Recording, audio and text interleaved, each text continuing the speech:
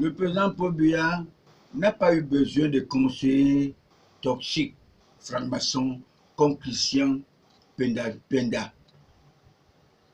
qui est vraiment le proche de Kamto, n'est-ce pas, pour faire appel à la fille de l'ex-président, de notre ancien président Amadou Ahidjo, pour qu'elle vienne, n'est-ce pas, lever l'équivoque, parce qu'il est inspiré de notre marraine, la Vierge Marie. Et vous le savez, elle est venue lever l'équivoque pour placer Marafa Yaya, pour qu'il devienne le président de tous les prisonniers, n'est-ce pas, du Cameroun. Je transmets mes condoléances à la famille de l'aspirant président Adamou Ndamdoya, qui décède à 77 ans seulement. Parce que lorsque Paul Biya prend le pouvoir, en 1982, il a préféré quitter le gouvernement de Paul Biya. Paul Biya avait tendu la main même au père spirituel Kame Samuel, le père spirituel, le Moussa Yaya, les caciques de l'ancien gouvernement des filles de l'Upo Ojola. Ils ont refusé. Adamou Ndamdoya est allé seulement parce que dans sa tête, il est docteur, il est savant, il ne peut pas travailler avec Paul Biya. Il a laissé Paul Biya œuvrer seul. Alors, malgré tout cela, en ma qualité de patriarche, et par les pouvoirs qui me sont conférés par le Père Abraham, je lui décerne le titre de grand patriarche à titre posthume. Comme je vous disais, le grand roi, le Fils de Dieu, Jésus-Christ, est enfin là. Vous savez que le roi ne marche jamais seul. Nous avons tous appris que les morts ne sont pas morts. Il est entouré de tous les martyrs nationalistes de l'Afrique. Même ceux qui sont morts au train de la mort, ces patriotes, qui seront décernés certains à titre posthume de grands patriarches, à titre posthume, les Oumniobe et beaucoup d'autres, les Sankara, tous ces grands patriarches qui sont morts, ils ne sont pas morts, ils seront là. Même Patrice Lumumba, qui avait été assassiné par sa femme, Mobutu, que nous connaissons spirituellement. Vous devez le savoir.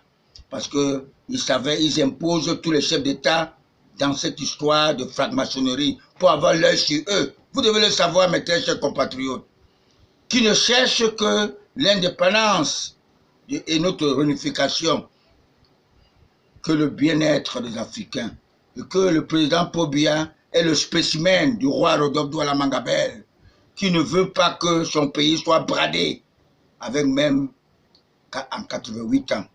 Il ne souffre de rien, il accomplira sa mission. C'est même pour cette raison qu'il avait placé notre émergence en 2035. Son propre parti, notre parti, le RDPC, n'a jamais préparé une éventuelle concurrence. Malgré le toilettage, ils n'ont pas écrasé le diable, ces fils de lui, Paul Ojola.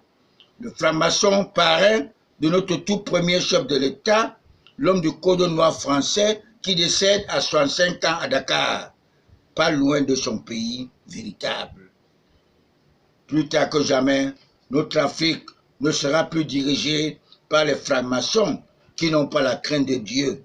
J'avais dit à tous mes compatriotes, si le conseiller spécial Ona René Babedur ne serait pas précipité au paradis avec sa victime Jean Fauchevet, notre défunte SNEC ne serait pas privatisée. Si oui, à la main des nationaux.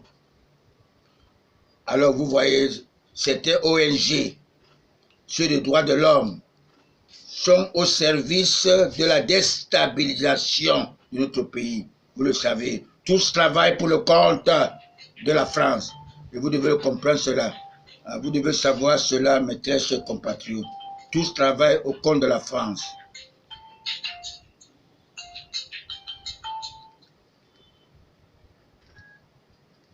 tous travaillent au compte de la France. Alors, mes très chers compatriotes, ces francs-maçons n'allaient pas imposer le pauvre d'esprit, Basile Atanankuna, qui ne connaît pas diriger sa propre boutique, comme certains chasseurs de lions qui a failli tromper la vigilance des bons anges de Dieu. Heureusement que Roger Mbassadine n'est pas un chasseur de sorciers. Il est biaïste comme Ngosodine, le nationaliste qui avait accepté la pendaison le 8 août 1914 avec le roi Douala Mangabel. Et je suis Anatole Venat, le spécimen de Ngosodine, qui a accepté de se faire pendre. J'ai été détesté depuis le 26 mai 2014 que cette association a été créée, détesté par toute ma famille, par tout le monde qui sont contre moi. Je leur ai dit, je suis biaïste. Alors je profite de cette célébration de la 35e fête des femmes pour vous dire, vous ne devrez pas être vous n'avez pas raison de boycotter cette fête dans notre pays. Parce que la femme est la mère de l'humanité, quel que soit son âge, même si elle a 2 ans, n'est-ce pas, elle est votre mère. C'est elle qui procrée. Toutes les femmes qui cherchent à la boycotter ne sont que les francs-maçons qui ne donnent aucune valeur à la femme. Notez bien, j'ai l'impression que les femmes intellectuelles boivent leur cerveau, quel qu'en soit son rang social. Elles se rendent très féministes et radicales dans leurs bêtises. Exemple, l'avocat Alice Com, qui je croyais, j'avais trop de respect pour cette femme, et Dick Kawala, qui plaide pour les homosexuels. On dirait qu'elle a vu accoucher un homme, alors que l'homosexualité fait partie des interdits de Dieu, réprimés par Dieu notre Père. Depuis que notre association est apolitique, avait été légalisée le 26 mai 2014, je suis entouré des ennemis, des adeptes du roi Hérode et les sympathisants de l'empereur Constantin Ier, qui avait osé dédouaner notre église catholique à la solde des colonisateurs.